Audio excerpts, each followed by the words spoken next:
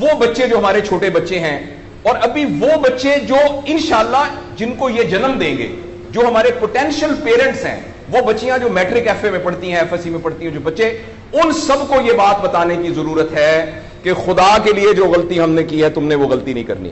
اپنے value system کو ٹھیک کرنا ہے. میں نے سر ایک سٹڈی کی, ابھی وہ جاری ہے, تقریباً 1800 بچوں سے میں نے پوچھا تم کس جیسا بننا چاہتے ہو, اور یہ 8 سال سے کم عمر کے بچے کے.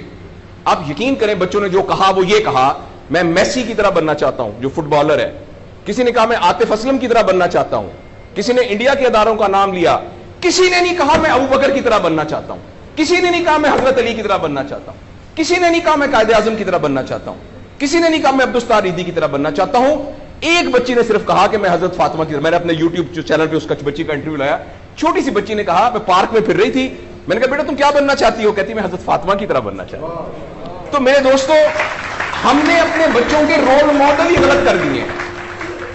ہم نے اس لیے مجھے اور آپ کو بہت سیریسلی اس بات پر غور کرنا ہے. میں آپ سے عرض کروں ساؤتھ افریقہ میں تتلیاں ختم ہو رہی ہیں, لہٰذا تتلیوں کی نسل کو بچانا بڑا ضروری ہے.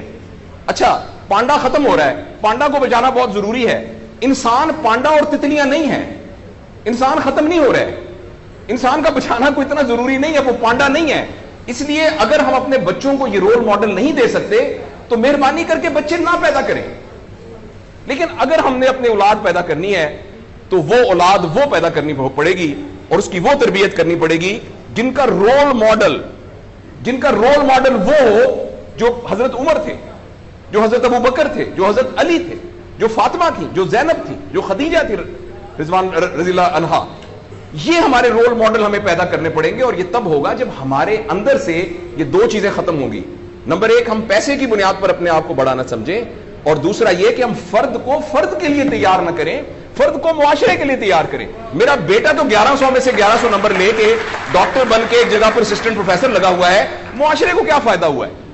اور ہم میں سے آپ سوچیں کہ عموماً ہم سب لوگ جب اللہ کا شکر ادا کرتے ہیں کہ یا اللہ تیرا شکر ہے, 3 مرلے کے مکان میں رہتے تھے, اب ماشاءاللہ کوٹھی ہے 2 کنال کے اندر, اور سائیکل پہ ابا جی جاتے ہوتے تھے, لیکن الحمدللہ ہمارے پاس اب 2-3 گاڑیاں ہیں, اور چھٹیاں تو سوال ہی پوادے کر جاندے ہوندے سی, کدے کدے گوڑ کھاندے سی, خراستے.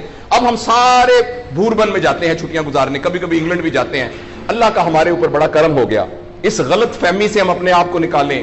اللہ کا کرم یہ ہے کہ میری وجہ سے, جیسے انہوں نے ویڈیو دکھائی ہے کہ ہمارے یہاں کوئی بلڈ کا کچھ نہیں ہوتا تھا, شکر ہے میری وجہ سے یہ بلڈ والا کام شروع ہو گیا. میں ڈاکٹر ہوں, یہ والی سروس یہاں موجود نہیں تھی, اللہ کا شکر ہے کہ یہ والی سروس اب یہاں موجود ہو گئی ہے. اللہ کا شکر ہے یہ ہو رہا ہے. سروس اورینٹڈ جب تک ہم اپنے بچوں کو نہیں ڈیولپ کریں گے, اس وقت تک میں آپ کو بہت دکھ سے اعلان کرتا ہوں, بڑی ہی تکلیف کے ساتھ, میں بہت آپٹمسٹ آدمی ہوں, میں یونیورسٹیوں میں جاتا ہوں, کالج میں جاتا ہوں, بچوں سے بات کرتا ہوں, اگر ہم نے اگلے فوری طور پر اپنے بچوں کی تربیت پہ توجہ نہ دی, اگلے 10 سال میں ایک ایسی نسل آنے والی ہے جن کو چائلڈہڈ ڈپریشن ہوگی, جن کو سوئسائڈل تھاٹس آئیں گے, جن کی سیکسول ٹریننگ بہت بری ہوگی, اور جن کے اندر ریلیشن شپ پرابلمز ہوں گے. اور یہ ہونے والا ہے, ہماری آنکھوں کے سامنے ہونے والا ہے. اگر آپ کے ہاتھ میں ایک موبائل ہے, آپ ابھی اپنا موبائل کھول کے فیس بک کھولے, جو پہلی 1.5 منٹ کی ویڈیو آئے گی اس میں ایک نیم برہنہ عورت ناچ رہی ہوگی. اگر آپ کے 8 سال کے بچے کو آپ نے موبائل دیا ہوا ہے, میں آپ کو یقین دلاتا ہوں اس نے ننگی عورتوں کو ناچتا ہوا دیکھ لیا ہے, اور وہ سارے ایکٹ جن کو منہ سے بیان کرتے ہوئے ہمیں شرم آتی ہے, وہ آپ کے 8 سال کا بیٹا اور 8 سال کی بیٹی دیکھ چکی ہے.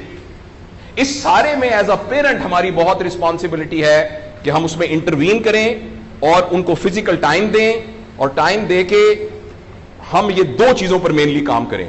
تو انشاءاللہ العزیز ہمیں امید ہے کہ معاشرہ بچ جائے گا.